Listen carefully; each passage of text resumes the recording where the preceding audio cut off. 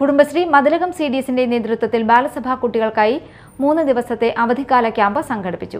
Carbon neutral, carbon ഫുട് print എന്നീ പരിസ്ഥിതി സൗഹൃദ ആശയങ്ങളെ ആസ്പദമാക്കി സംഘടിപ്പിച്ച ക്യാമ്പ് കുട്ടികൾക്ക് പുതുമയാർന്ന അനുഭവമായി. മതിലകം പഞ്ചായത്ത് പ്രസിഡന്റ് സുമതി സുന്ദരൻ ഉദ്ഘാടനം ചെയ്തു.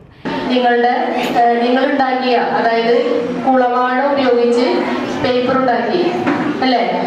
അപ്പൊ നമുക്കിതിനെ കുറിച്ച് നേരത്തെ ഒരു ബോധം ഉണ്ടായിരുന്ന ഇല്ലല്ലോ. അപ്പൊ അത്തരം കാര്യങ്ങൾ നമുക്ക് ഇവിടുന്ന് പഠിക്കുന്നതിന് വേണ്ടി കുട്ടികളുടെ കഴിവുകൾ പരിപോഷിപ്പിക്കുന്നതിന് വേണ്ടിയിട്ടും അവർക്ക് ആരോഗ്യം, ശുചിത്വം, അതുപോലെ തന്നെ വിദ്യാഭ്യാസം എന്നീ ഘടകങ്ങൾ ഉൾപ്പെടുത്തിക്കൊണ്ട് ഒട്ടേറെ പ്രവർത്തനങ്ങൾ, ബോധവൽക്കരണങ്ങളൊക്കെ നമുക്ക് ചെയ്യാനായിട്ട് സാധിക്കും.